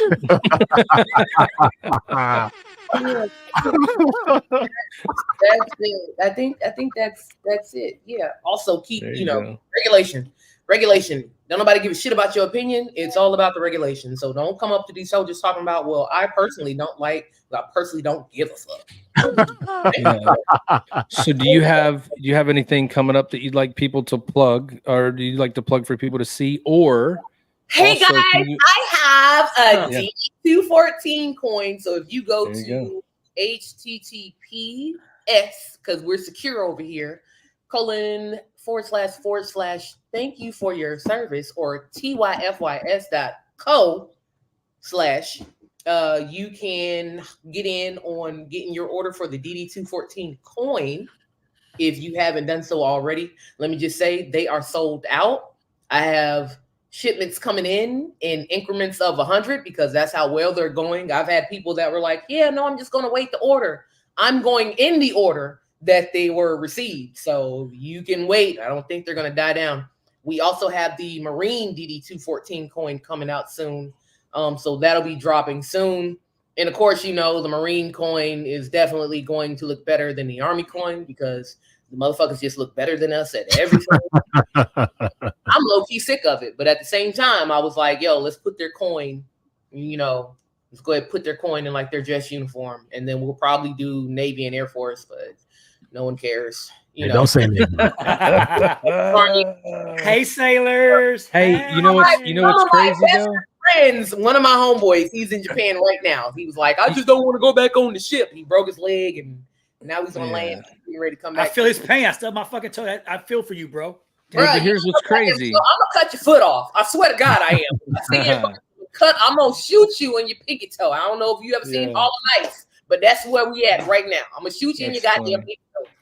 So, but yeah. So we just put it on the screen for everybody looking. The link for you over there on Facebook so they can follow you. But I heard you saying you got all of it, right? TikTok and YouTube and Instagram. You have everything. I have TikTok, I have YouTube. I'm not really on it. So as far as like the content, I've been slipping because, I kind of lost my motivation because, again, my page was stolen in 2021. Here it is 2023, finally got it back. So there's still some things that have to get fixed. So I will be making new content as I make more products, and me and Yusha are actually trying to figure out what would be a good time for me and him to get together to actually make some more drill sergeant stuff, because that's the one right there. That's what everybody wants to see. They want to see us screaming and acting a fool, Facts. Yeah. Facts. Yeah. Hard facts. Hell yeah. Why you got 2 dicks in your hand? That type of stuff. Exactly. Look, Smush them together. It's one. I can see Al being in some of those videos. I could too. Yeah. Smacked. Well, look, I appreciate you coming on. I'm honored to hear your story. I'm glad to see that you're fighting through and that you're doing well and that you're enjoying retirement, because it is a pretty good thing. If you ever need anything, we're here. If you come to Houston, look us up. If you go to Florida, Al probably won't answer the phone, but you could try to call him. Wait, y'all are in Houston. Look, listen. Okay, I'm gonna tell you exactly what I need right now. All right. Okay. There is let me turn into a guys. There is this chocolate shop out there. It's called Cacao and Cardamom, and I think it's in the mall out there. And they do these amazing gourmet chocolates. If somebody can just go and get me some, pop them bitches in the mail, and send them this way, that'd be great. All right, put it in the text. Text me that. I'll text to you. Cacao and Cardamom. That, oh my God. Text me that place. That's an easy one. You should, if you go get if you ain't done it, and you in Houston, y'all need to go get your wives some of them chocolates. I swear to God. Dude, that's how good they are. Man, I'll buy some for the baby mamas and shit. I got a bunch of those child support checks and bouncing all over the fucking place.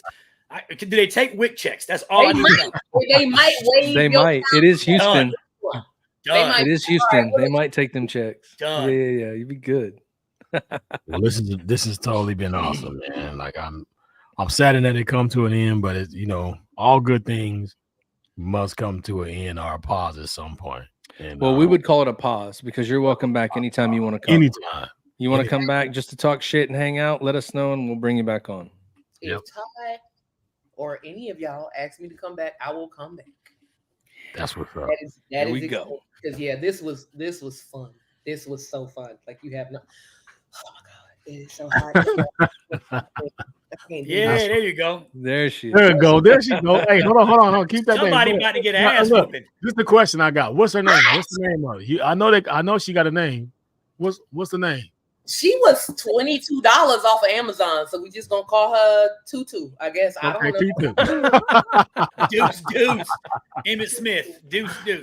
I'm going on Amazon and getting did y'all see Emmett Smith at the Dallas Packers game when they were playing? He was all dapping up the Green Bay Packers players on the sideline. What's up? I'm by the winners. Yeah. I used to play there, but you guys are winning. Hey, that's Pensacola's finest right there, baby. Hey, so I got a question for all you Cowboy fans. Are y'all still them boys? Always. Listen, you know that those Cowboys fans are always going to have something to say about that, right? But are y'all still them boys? Yeah. They're about as much them boys as those Bronco fans. Well, whenever the men decide to show up, then y'all will win some games. As long as y'all keep calling yourself the boys and y'all playing with them big old men's, y'all gonna continue to lose. So y'all need to turn yourself into the cow men's, because the Cowboys is getting their asses whooped by them men's that's in them big old uniforms. So if y'all gonna keep on being them boys playing against them men's, then the outcome is gonna be the same. That's all I can tell you. But this is the Triple Threat Vet Podcast. We have been live in effect with my sister, retired Sergeant First Class, Army Amuse, has been in the building. She is the bomb, y'all. I'm just telling you right now. So make sure that you look and follow, watch her content. She's great. Hey, I can't even say as much positive stuff I want to say about my sis. We're gonna have plenty of other conversations. I'm sure she's going to be back. Shouts out to my man Ty Cobb, who's not feeling well, but he popped in. You guys seen it on his face. He's hurt. So just know that we're here with you, brother. I know that you're watching. We love you. You're our family. This ain't what it is without you, but we know that you are here. So we appreciate you. To my man Matt J, to my man Al Hero, I love you, brothers, and we gonna do what we do. Now it's time to say goodbye to all our family friends and all you guys who are watching out there. We love you guys. Thank you for doing what you do. tuning in at 8 p.m. with us, right? For anybody who is out there, like I say all the time, who is feeling like, you know what, you can't see yourself being here tomorrow. Things are bad. You're feeling sad. Situation's not where you wanted to be. You made it through the holiday. You made it through a new year. You still here. So my only message to you, my friend, my brother, my sister, people who is out there, no matter what's going on in your life, somebody is looking for you to be there tomorrow. I need you to get your ass up and be there. All right? I'm going to be looking for you. Everybody here at this podcast is going to be looking for you. We love you. Make your next day be your best day. Reach out to somebody that you haven't talked to in a while. Just tell them that you love them. Just tell them that you're thinking about them. And that's going to help them. All right? That's what we're here to do. So I love you guys. This has been another episode of the Triple Threat Vet Podcast. I am your man, DJ Royalty, and I'm going to bring my crew back in. One last time. Sis, do you have anything that you want to say out to the people out there? Thank y'all for your support. Thank you for your service. I appreciate y'all taking the time to listen to me today. I really enjoyed myself. This was absolutely fucking amazing. Thank you, Ty, for the invite. This was great. Yes. All right. Love you, sis. To my man, Matt J, what you got to say, bro? No, nothing much. I mean, selfish plug for Got Your Six. Go on there, take a look at the website. For all you people that like that good holiday of Mardi Gras, we dropped some new Mardi Gras merchandise on the website this week. And yeah, we got some sports team stuff coming. Just be on the lookout for in the next week or so. We'll have some podcast merchandise on the website. So if you like some of these outfits you see them gentlemen wearing during the show, they'll be available for purchase. But thanks for everybody's support. And we love you guys. Can't wait to see you again next week. Yes, sir. And to my man with the great beard. Hey, some of y'all might think he's a little weird. Baby? Yeah, he might be a little bit too much for some of y'all, but he's enough for us. We love him, man. He's my brother, our hero. What you got, big dog? Oh, beat me till I die. No, I do want to shout out Kevin Cash. He reached out to me, hit me up today on a text, just tell me he was thinking about me and he loved me. I appreciate my Army brother for the support, big homie. I love you back. And like I always say, don't ever sweat the petty stuff. Always pet that sweaty stuff, and you're going to be just fine. Absolutely. My man. All right. Everybody who's out there, like I said, I am DJ Royalty. I said what I needed to say. I need y'all to come on back. I need y'all to support us. Be there for us because we're there for you. If you ever want to be a part of the Triple Threat Vet Podcast, reach out inside the chat. Let us know what you need, what you want to talk about, and we'll see if we can get you on. You may not be as amazing as Miss Amuse, but hey, you know what I'm saying? You can try. You know what I'm saying? You can try. If you feel like you that girl or guy, go ahead and give it a try. But you know why? We love you. That's why. Come on back. We'll see you next week. I am DJ Royalty. This has been another episode of the Triple Threat Vet Podcast. We love you. Peace out. Thank you for your service.